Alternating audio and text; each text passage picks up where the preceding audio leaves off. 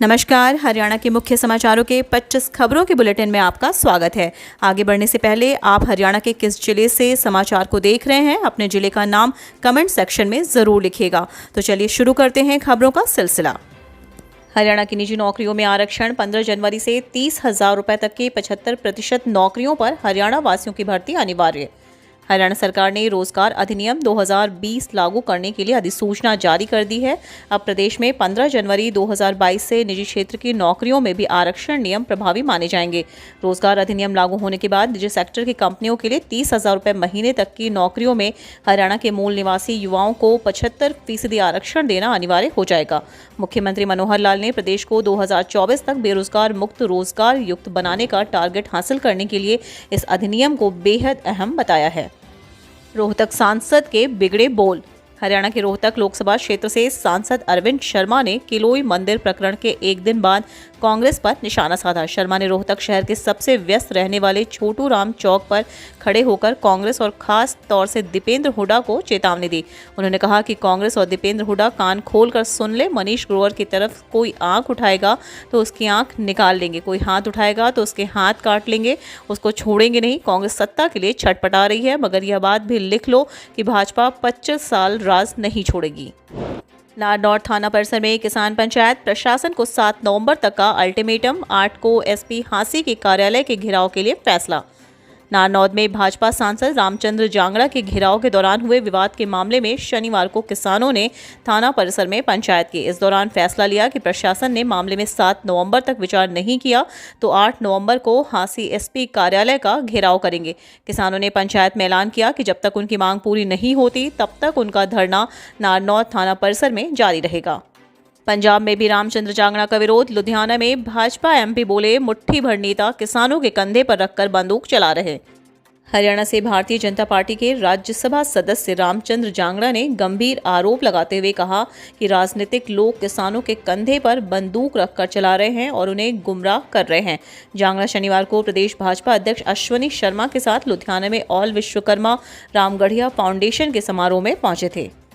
मजदूर ने रस्सी से गला दबाकर की महिला की हत्या। महिला ने गलत काम करने से मना किया तो खुलासे के डर से मार डाला। हरियाणा के जिले करनाल में 2 दिन पहले महिला की हत्या करने वाले यूपी निवासी आरोपी राजेश को पुलिस ने गिरफ्तार कर लिया। राजेश ने महिला की हत्या करने के बाद कबूल किया। अभी हत्या के पीछे के पूरे कारणों का खुलासा नहीं हो पाया है। सेक्टर 32-33 थाना पुलिस पूछताछ के लिए न्यायालय से आरोपी को रिमांड पर लेगी। महिला का मोबाइल फोन और नकदी भी बरामद करनी है। कानूनों में बदलाव किया जा सकता है, लेकिन किसान बातचीत के लिए आगे तो सही दुग्गल। भिवानी के प्रेक्षा विहार में आयोजित कार्यक्रम में प्रतिभावान बच्चों को सम्मानित करने के लिए सिरसा की सांसद सुनीता दुग्गल आज भिवानी पहुंची। कार्यक्रम में सांसद दुग्गल के पहुंचने की सूचना किसानों को मिली तो वे भी काले झंडे लेकर कार्यक्रम स्थल के नजदीक पहुंच गए, लेकिन पुलिस ने किसानों को रोक लिया। वहीं सांसद ने कहा कि किसानों के लिए बातचीत के रास्ते खुले हैं, वे चाहे तो वह स्वयं भी उनकी मांग कृषि मंत्री के आगे रख सकती हैं। ओपी चौटाला का बड़ा बयान। कहा, किसानों ने कहा तो दोबारा इस्तीफा देंगे अभय चौटाला। अभय चौटाला ने लोगों के कहने से पहले ही किसानों के हित में इस्तीफा दे दिया था। अब यदि फिर किसान कहेंगे तो अभय इस्तीफा दे देंगे। यह बात इनेलो सुप्रीमो ओम प्रकाश चौटाला ने आज फतेहाबाद की जाट धर्मशाला में पत्रकारों से बातचीत करते हुए कही। उन्होंने कहा कि इनेलो पार्टी किसानों के संघर्ष में उनके साथ है। वे स्वयं और अभय चौटाला किसानों के बीच जाएंगे और यदि किसान चाहेंगे तो दोबारा इस्तीफा दे देंगे। किसानों की बैठक का बड़ा फैसला। नारनौर थाने में जारी रहेगा धरना। नारनौर में चल रही किसानों की बैठक में संयुक्त किसान मोर्चा व हिसार जिले की कमेटी ने बड़ा फैसला लिया है। बैठक में निर्णय लिया गया कि मांगें ना पूरी होने तक नारनौर थाने में धरना जारी रहेगा। किसानों की मांगें हैं कि शुक्रवार की घटना को लेकर किसानों के खिलाफ दर्ज मुकदमा तुरंत खारिज हो और किसान कुलदीप राणा पर हमला करने के मामले में राज्यसभा सांसद रामचंद्र एवं उनके सहयोगियों के खिलाफ मुकदमा दर्ज किया जाए। दिन दहाड़े दुकान में घुसकर हमलावरों ने तलवारों व डंडों से किया हमला। मालिक सहित एक लड़का घायल। जगाधरी गेट पर स्थित एक भारत यूनिफॉर्म नाम की दुकान पर दिन दहाड़े हमलावरों ने तलवारों व डंडों से हमला कर दिया। इस हमले में दुकान मालिक सहित एक अन्य लड़का घायल हो गया, जिनका इलाज शहर के नागरिक अस्पताल में चल रहा है। हमले की यह पूरी घटना दुकान में लगे सीसीटीवी कैमरे में कैद हो गई, जिसमें साफ देखा जा सकता है कि दुकान में किस तरफ से तलवारों और डंडों के साथ हमलावर घुसे और फिर हमला कर दिया। इस पर दुकान में मौजूद ग्राहकों ने मौके से भागकर अपनी जान बचाई। एक महीने में हो जाएगा सीसीटीवी कैमरे लगाने का काम पूरा, चप्पे चप्पे की होगी निगरानी।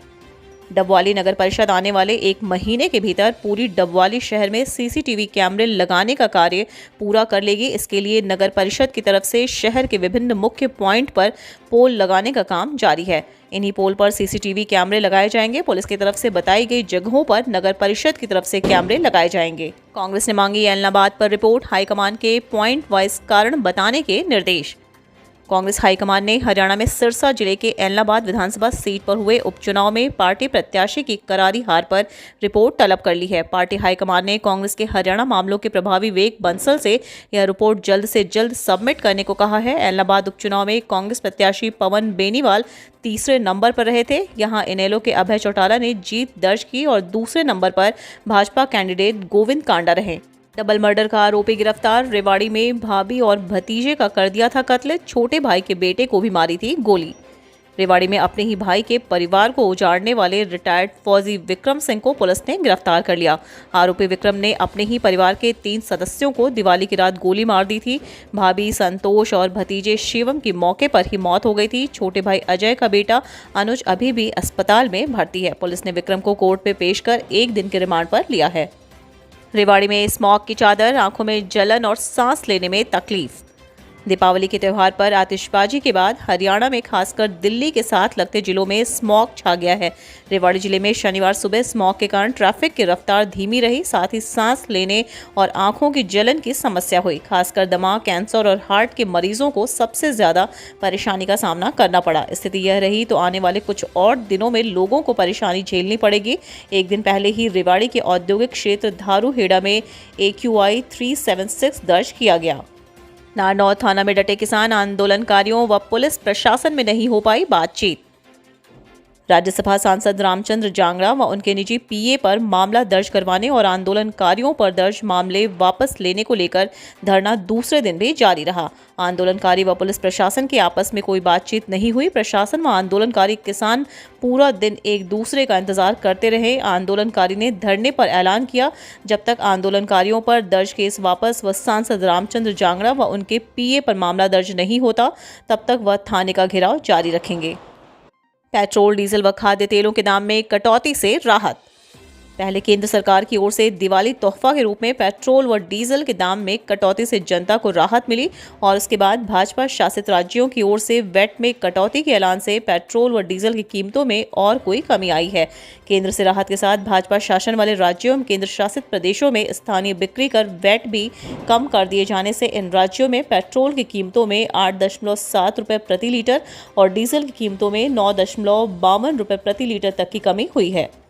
मुख्यमंत्री मनोहर लाल ने ओलावृष्टि से खराब हुई फसलों का किया हवाई निरीक्षण, किसानों के लिए की अनेक घोषणा। मुख्यमंत्री मनोहर लाल ने शनिवार को सोनीपत जिले में हवाई निरीक्षण के बाद गांव झरोटी में आयोजित फसल खराब से संबंधित किसानों के कार्यक्रम में बोलते हुए कहा कि हाल ही में ओलावृष्टि से जिन भी गांवों के किसानों की फसल खराब हुई है उन्हें उचित मुआवजा दिया जाएगा और यह मुआवजा वर्तमान में 12,000 रुपये प्रति एकड़ दिए जा रहे मुआवजे से ज्यादा होगा। आगामी होने वाली कैबिनेट बैठक में इसकी घोषणा कर दी जाएगी। महिला ने दवाई की जगह निगला जहरीला पदार्थ, मौके पर हुई मौत। रतिया शहर में महिला ने मानसिक परेशानी के चलते गलती से दवाई की जगह जहरीला पदार्थ निगल लिया, जिसकी उसकी मौके पर ही मौत हो गई। पुलिस ने मृतका की माता के बयानों पर इत्तफाकिया मौत की कार्रवाई कर शव का पोस्टमार्टम करवाकर परिजनों को सौंप दिया।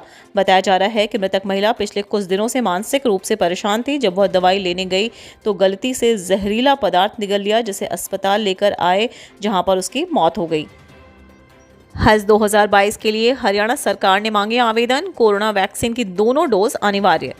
हरियाणा सरकार ने वर्ष 2022 के दौरान प्रदेश से हज जाने के इच्छुक हाजियों यात्रियों के पंजीकरण के लिए हरियाणा राज्य हज कमेटी के माध्यम से आवेदन आमंत्रित किए हैं।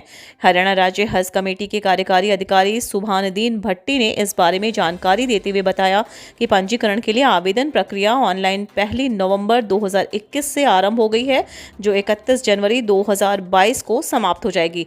आवेदन ऑनलाइन प्रत्यक्ष राज्य हज कमेटी के माध्यम से किए जा सकेंगे। उन्होंने बताया कि हाजियों को सऊदी अरब जाने से 1 महीने पहले कोरोना वैक्सीन की दोनों डोज लगवानी अनिवार्य होगी। पराली जलाने वालों पर सख्ती शुरू, कृषि विभाग ने 330 लोगों पर लगाया जुर्माना। कुरुक्षेत्र जिले में फसल अवशेषों में आग लगाने वाले लोगों के खिलाफ जुर्माना लगाया जा रहा है। कृषि विभाग द्वारा अब तक 330 लोगों के चालान कर 6,95,000 रुपए का जुर्माना भी लगाया। उपायुक्त मुकुल कुमार ने कृषि विभाग के अधिकारियों की रिपोर्ट पर चर्चा करते हुए कहा कि हरसेक के माध्यम से 476 और अन्य माध्यमों से 69 सहित कुल 545 आग लगाने से संबंधित घटनाएं सामने आई हैं।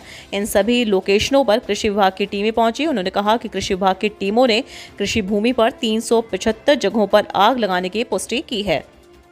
सोनीपत शुगर मिल का पेराई सत्र 10 नवंबर से शुरू होगा। सहकारिता मंत्री डॉक्टर बनवारी लाल होंगे मुख्य अतिथि। शहर के कामी सड़क मार्ग स्थित सहकारिता शुगर मिल में वर्ष 2021-22 का पेराई सत्र शुरू होने को लेकर काउंटडाउन शुरू हो गया है। 10 नवंबर को मिल में पेराई सत्र का शुभारंभ होगा, जिसकी तैयारियों को मिल प्रशासन द्वारा अंतिम रूप दिया जा रहा है। 10 नवंबर के लिए सोनीपत शुगर मिल द्वारा किसानों की गन्ने की पर्ची भी जारी कर दी गई है। पहले दिन के लिए शुगर मिल प्रशासन ने 15,000 क्विंटल गन्ने की पर्ची किसानों को जारी की है।